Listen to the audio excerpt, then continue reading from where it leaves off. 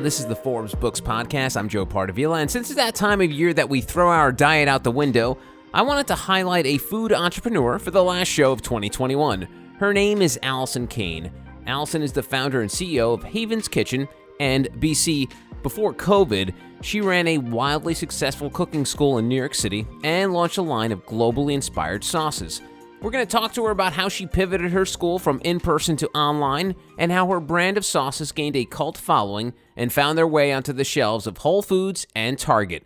Alison, good morning. How are you? Good morning. I'm doing well. Thanks for having me. The pleasure's mine. And I want to start with sort of like a really weird kind of question, and that is the fact that cooking being cool. I'm a Gen Xer, and Alison, I know you are too, and I'm sure you're young enough to, or old enough to remember, whatever way you want to say it, to remember where cooking was not a cool thing, and there weren't such thing as fancy restaurants or gastropubs. And I know you're sort of a student of the game. When did that happen? When did cooking become cool? You know, that's a great way to start this conversation because I think back to my mother who, was a proud, bra-burning, no one puts baby in the kitchen kind of gal. And I think what happened is cooking took a big hit with a lot of the really important, women's liberation and civil rights work that started happening in the 60s and 70s. Cooking was sort of seen as a, chore and was sort of kicked aside with other home ec kind of things. No one should be relegated to the kitchen. Right. Unfortunately, that's gotten cooking a little bit of a bad rap, right? It's not cooking's fault. And, right. We need it, actually. It's one of the things. Kind of need it. Yeah. And there's actually a really long history about, speaking of gastropubs and home cooking, there's a really long history of internal cooking, home cooking being very much in the women's domain, whereas external cooking, think fires and barbecues and it's my grill, and, restaurant kind of cooking being in the men's domain. And a lot of that obviously has taken years to unwind, but you kind of have that background of hundreds of years of context with this sort of American move to liberating women, which, is obviously great. And you end up with people thinking that cooking is a sign of domesticity or a sign of, I'm not living an out loud life. I'm living a quiet life. But what's interesting is that our generation, because a lot of us grew up, eating, Cheez-Its and frozen dinners. Yes. We are the generation that really is interested in cooking and started watching Julia Child and, the Galloping Gourmet. And a lot of people my age, I'm going to be 50 next April. We were the primary cooks in our homes starting in our teens. Then I think it got cooler sort of with the Thomas Kellers of the world, right. And really kind of America developing its own cuisine in the 80s and 90s. Home cooking didn't really get a great rap until pretty much 2010, Wow. Omnivore's Dilemma, Food 52. And now, because of COVID, I think it's here to stay finally. And it's seen as what we hope it can be, which is joyful and confidence boosting and relaxing and pleasurable, not a chore, but a really fun activity that, that nourishes you body and mind. Wow. There's a lot I need to unpack there. One is the fact that you brought up the American cuisine aspect of it. And I'm trying to remember, like, as a kid, American cuisine meant going to a diner. Or there was no such thing. Like if you want, like cuisines were, an Italian cuisine or, whatever, Greek, whatever the hell, nationality you want to fill in the blank there. But it's funny how American cuisine has developed in the last couple of decades. That's so weird. Well, there's actually, my degree is in food systems and food studies. And there's a huge debate over whether America actually has its own cuisine. There are books written about this. And, a lot of what we consider, quote unquote, American cuisine is actually like enslaved people bringing over cuisine from various places. Right. And, mixing it with what was available kind of, on plantations, literally. And then, there's a farm to table movement and, influences of all of the different immigrant cultures that have come here, whether it's Italian or French, making our own sort of riffs on these other cuisines. Well, I guess it's reflective, though, Alison, right? Because of the fact that, please pardon the pun, but like the melting pot of the U.S., it would just make sense that our cuisine would also be a melting pot, right? Yeah, no, absolutely. And I think now there's an argument to be made that we've had enough time under our belt. We're so young, right? Yeah. As a country, we're starting to develop our own cuisine. And if you look at even, Italian quote unquote cuisine, a lot of that is also not just like straight up Italy. What was Italy even for, centuries and centuries, right? There's so many different things that have to do with trade routes and colonization and imperialism. And, we could talk, this is a 4-year course. Yeah. Right now. Yeah, and plus you can't give that away for free. I mean, I'm sure that education costs you and your family a lot of money. Another thing I wanted to unpack too was the fact that I feel like you were bringing some interesting points up about the fact that the women's role was in the kitchen and cooking became like this female thing. But I also feel that there was this overcorrection where then all of a sudden the biggest chefs in the world were all men.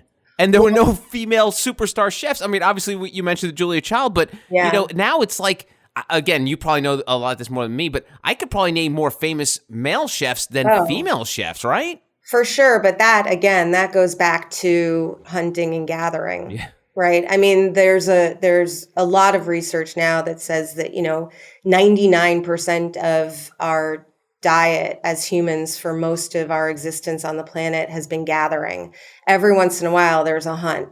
Yeah. And yet hunting goes before gathering. And we think of, there's a big gender component to all of this. And, performative cooking has always been in the man's domain, and nurturing sort of substantive cooking has always been in the women's domain. Right. And that has shifted in the last couple of decades. But if you picture, Gordon Ramsay or, Bobby Flay, all those guys. Bobby Flay, right. And then women chefs are expected to be, warm and comforting and nurturing and, not yes chef, no chef kind of thing. Right. So, but, it is interesting because this is why I started teaching cooking, and the idea of people being able to feed themselves and enjoy the process, sort of, taking it out of the restaurant domain and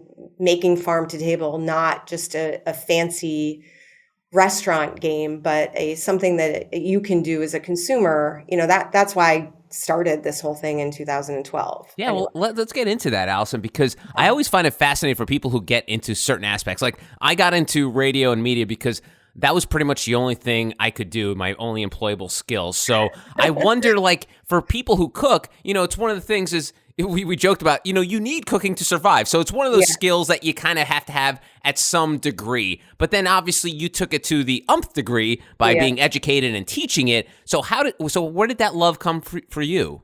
Yeah, I mean, again, it goes back to I started cooking when I was 9. For me, it was always a happy, safe space. The kitchen was where I got to be creative, where I brought my family together. I started having little dinner parties for my middle school friends.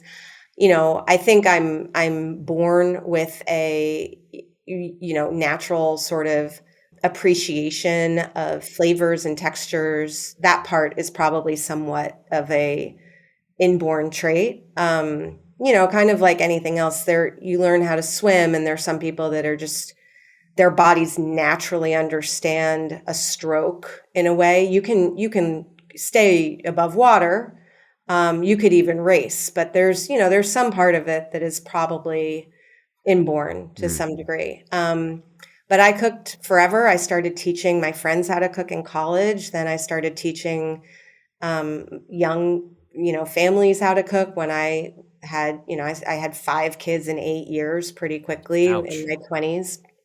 I'm exhausted just hearing that. Yeah. Well, we can unpack that in another podcast. But so I was teaching for almost my whole adult life, and then when I went back to get my master's in food systems, what became very clear to me was that the single most important thing a consumer can do, not only for their own individual health, but for the health of the planet and in terms of sustainability and to sort of affect farm labor fair practices and, soil and water and all of the things that we are talking about now, it all comes back to cooking. Yeah. And using ingredients that are, local and organic and, made without inputs of all sorts of pesticides.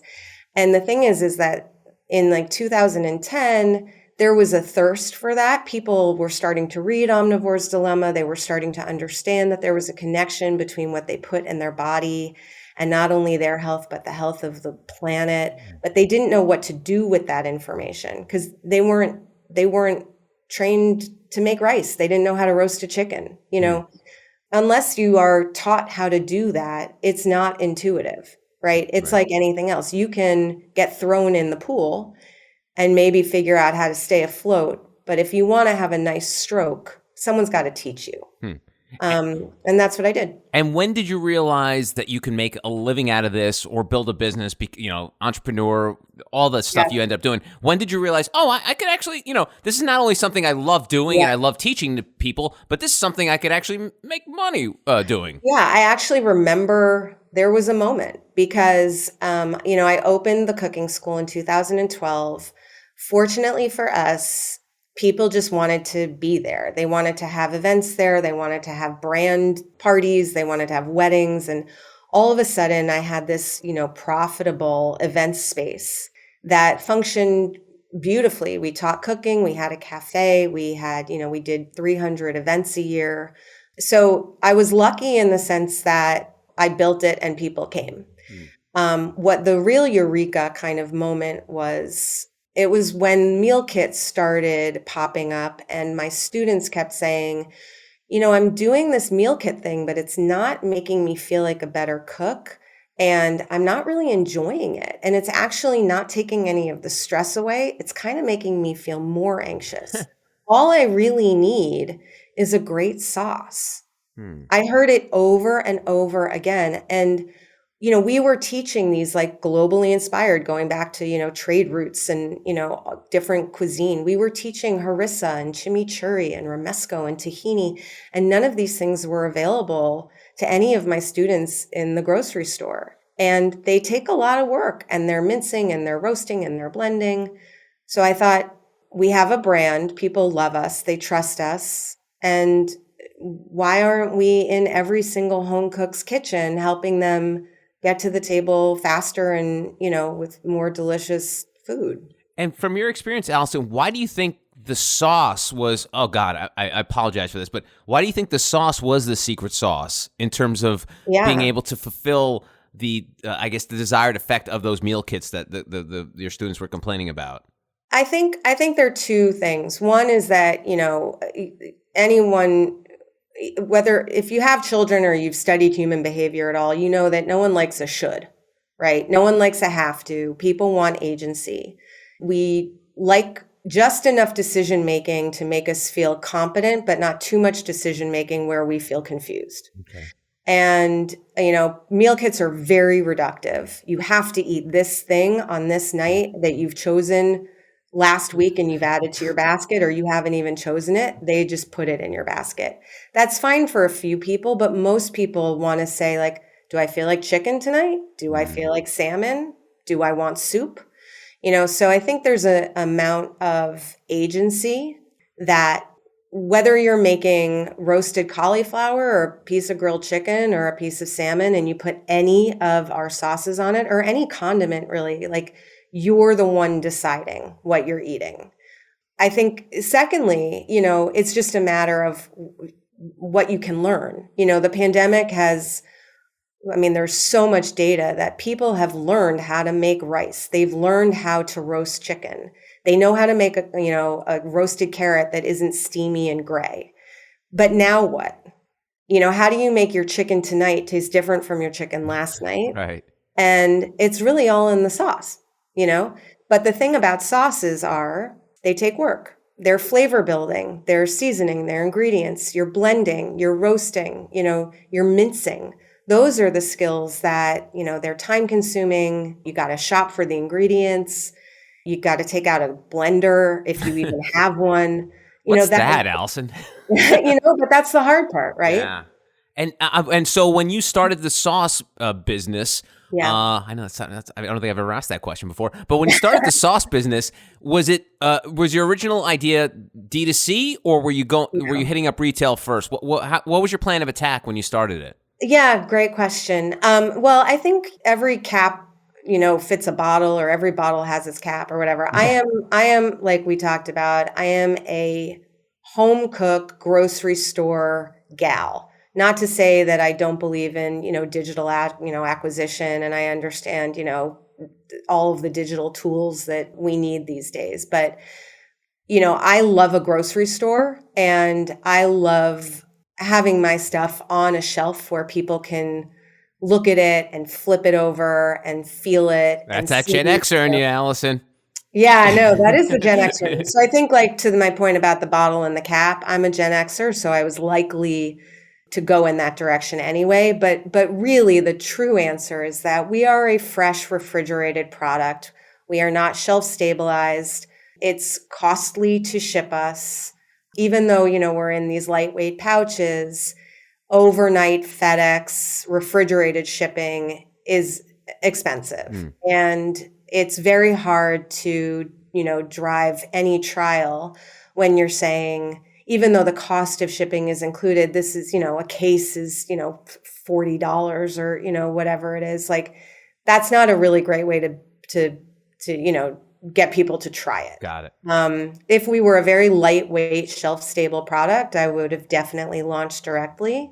But, as it turned out, Whole Foods loved it from the minute they tasted it. And so we started with them. And, now we're in, about 2,000 stores across the country. Wow. So is it safe to assume a big chunk of your business, you don't have to give me numbers, but is it like 70-30 where most of it is coming from the grocery shelves as opposed to the direct to consumer? Yeah. I mean, it's significantly, it's much more. And the way that we're going to be, I think, and no shade to my D2C friends, because I have many, they're all trying to figure out, what does a shelf look like for them, right? Like, there's only so far you can build a business D2C, especially now with that like CAC going up and iOS and also the type of product, right? Like you said, your product it needed to be refrigerated or something. Like There's some of those, obviously, D2C food brands that can, that sustain whether, taking a few days to be shipped or something like that. So it just really depends on whatever that thing is you're selling. But even the ones that are, shelf stable and lightweight and have built great businesses online, the vast majority of them are trying to figure out, what does my retail plan look like? And it's a very different animal. Packaging is different. Placement is important. Promoting, all of the the classic sort of wholesale 4 Ps, et cetera, merchandising. Some of the things that look great on a computer screen don't look great on a store shelf. Or how are you going to get, a customer walking by the condiment set to pick you up?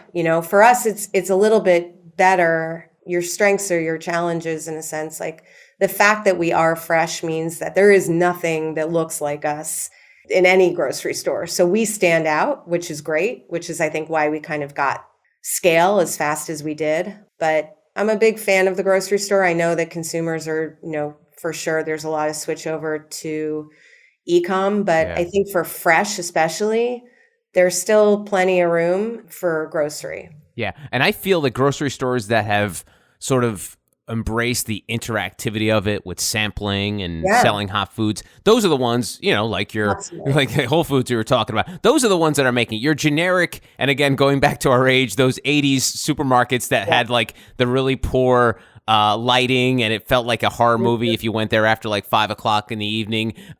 Those are dinosaurs. Those are gone. But the ones that have embraced sort of the way that we want to shop now, like we want to touch and sample things. Those are the ones that are making it. And those are the ones that are selling Haven's Kitchen, right?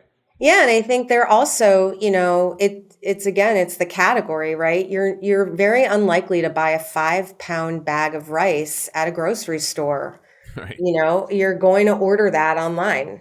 Most grocery stores, that are thinking about it, they all know what's happened. They all have seen sort of the massive jump in e-commerce, activity. They're thinking, what's going to keep my consumer coming here rather than buying online? It's experience, like you said. It's like making it feel like a wonderful experience.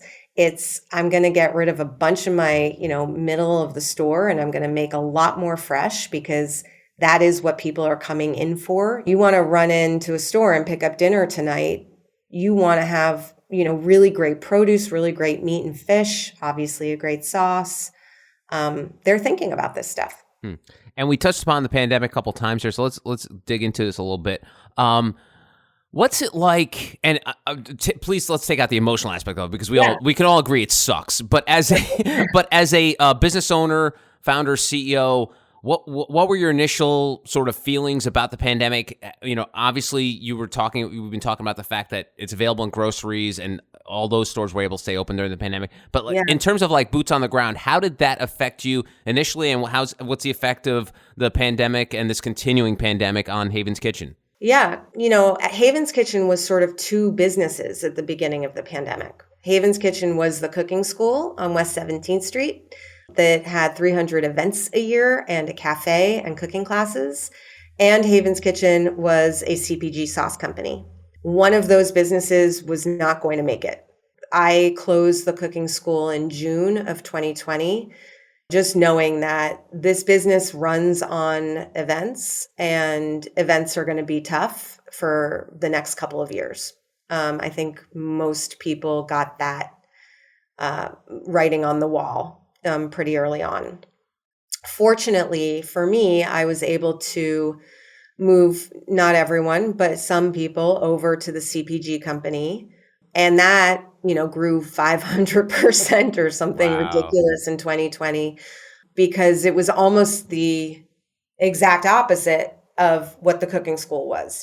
People were cooking at home. They were looking for global flavors. They wanted clean ingredient panels. They wanted something, like I said, to make their chicken tonight different from their chicken last night. And we are literally the perfect solution for that. So it was bitter and sweet, and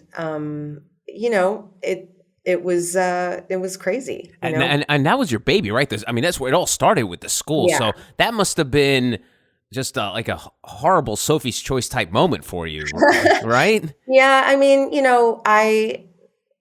For me, I knew that I had a job the next day. What was the hardest part was, the team of 100 people on the payroll of the cooking school that I did my best for. But at the end of the day, I wasn't able to keep on payroll. Wow. That was the hardest part. I think, looking at it without the emotion, as you said, the sauce business needed me 100%. The brand needed to be clarified.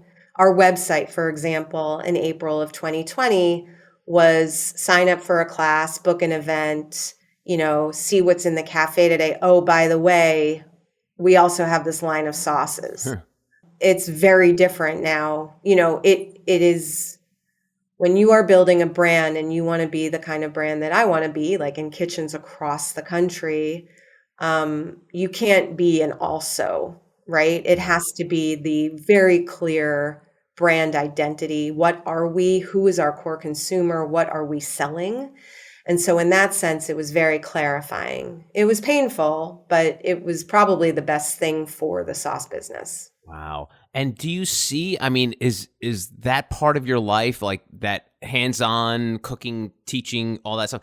Do you see yourself ever bringing that back, or is that something that you just want to have in your rearview mirror and be like, okay, it was wonderful to do that, but I think I have to concentrate on just this one?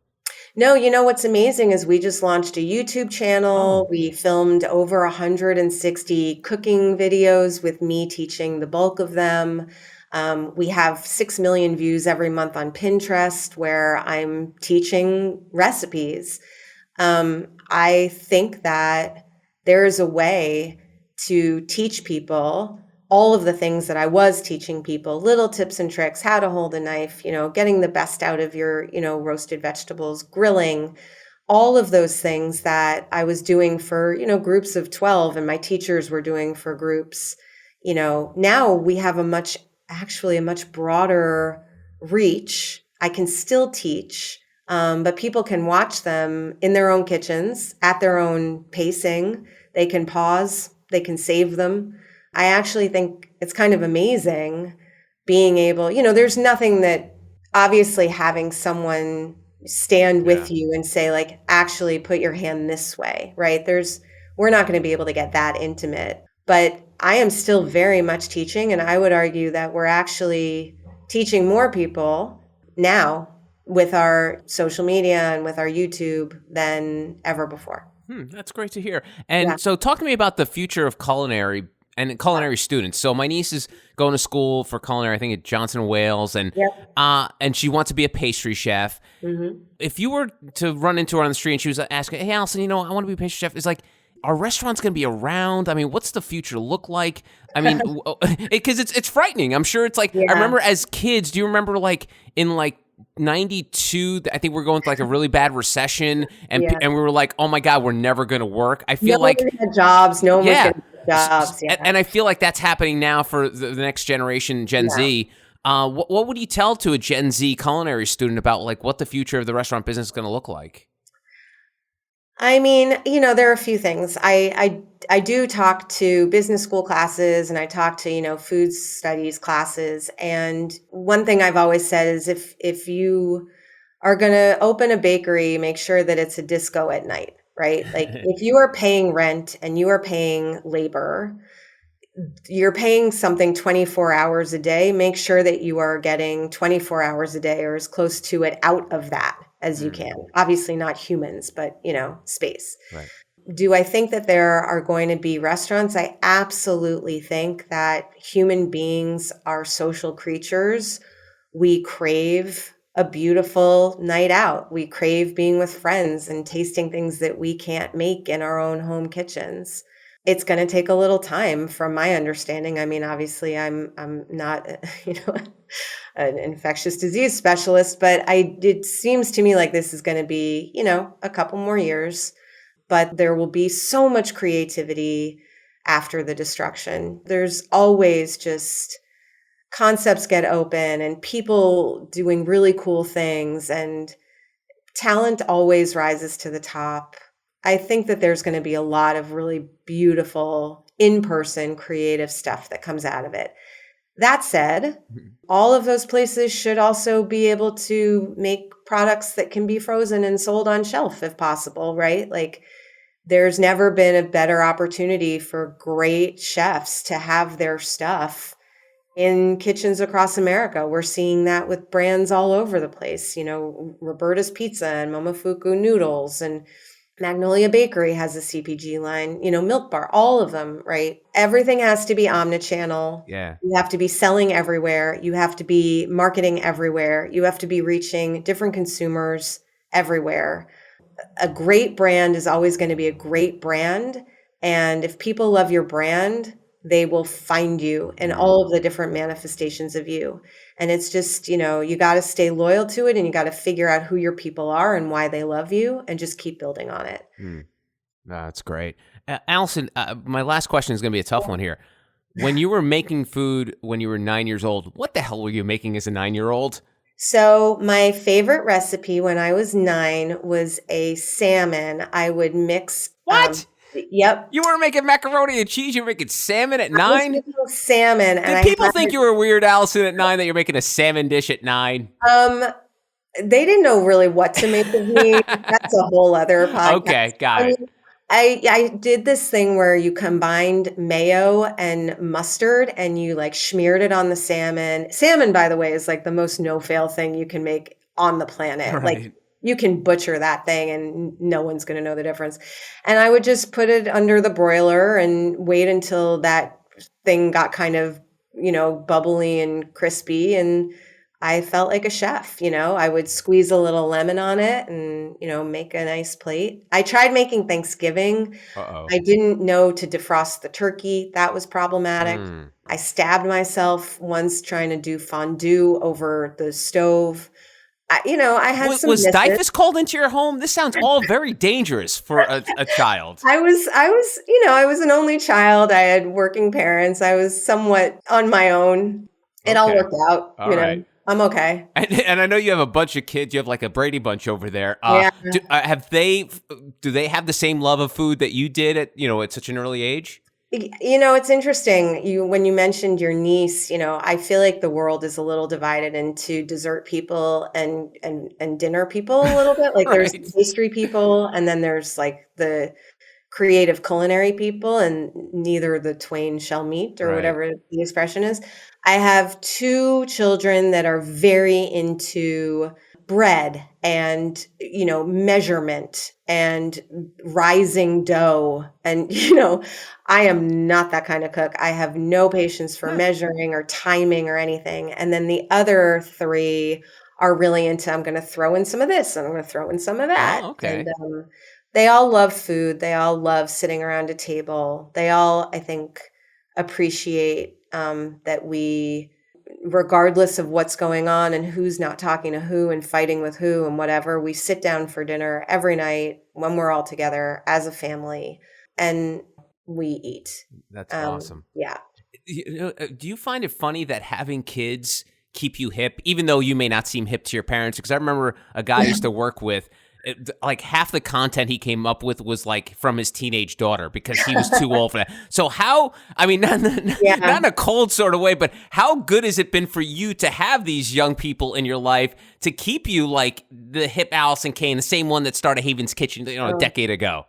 Well, it's really interesting, right? Because, sometimes the 26-year-olds on my team are like, oh my gosh, these Gen Xers or, these Gen Zers, like, and then the 32-year-old on my team is like, oh my gosh, these 25-year-olds, it's all different. Some of the stuff, I understand TikTok, thankfully, to, my teenagers. We're doing some fun stuff on TikTok, which, I appreciate, I think, probably because of them. Millennials are a whole different thing than my kids, which I have my team mostly to thank for. I wouldn't necessarily say hip, but I really appreciate that every generation has something amazing to offer. And if you just listen, instead of like, oh, these kids these days, if you really just listen and you make this really big, nice hodgepodge of all of it, it's fun. There's so much going on in the world and there's so many new ways to reach people and teach people. And it's all really cool, And you're still teaching them after all these years. Her name is Alison Cayne. She's the founder of Haven's Kitchen. Alison, thank you so much for the time. I wish you the best. I mean, you guys are, full disclosure, I've not tried your sauces, but I got to make sure I head over to one of the 6 million stores that it's available in now and pick it up. You some, Joe. No, it's fine. I'm sure I could. Like you said, they're available pretty much in a lot of places. So I have a feeling I'll be able to track one of them. For sure, Whole Foods. Whole Foods. And now, so what's a good introductory sauce for me if my first time picking up one of these sauces? Just maybe someone's listening for the first time, like, hey, what's a good sauce to start with? Which one's good? I would say that the chimichurri is probably the gateway sauce. Okay. People love it. It's lots of fresh herbs and olive oil, and it's great on meat or steak or salmon or, honestly, vegetables too. It's an easy sauce. It's delicious. People love it. Keto, non-GMO, gluten-free, vegan, all of it. So it's a good one to start with. You sound pretty hip to me, Alison. Thanks, man. Alison, have a happy New Year. Thanks so much. Thank you, Joe. You're very welcome, and that's it for this episode of the Forbes Books Podcast. If you enjoy the show, make sure you take a second to subscribe so you automatically get my new shows when they drop. Also, if you have a minute, I would love if you left us a review so more amazing entrepreneurs like yourself can discover the show. And please, don't forget the golden rule and treat others as you want to be treated. Thanks for listening. Until next time, adios. This has been a production of Forbes Books Radio. Find out more at ForbesBooksRadio.com.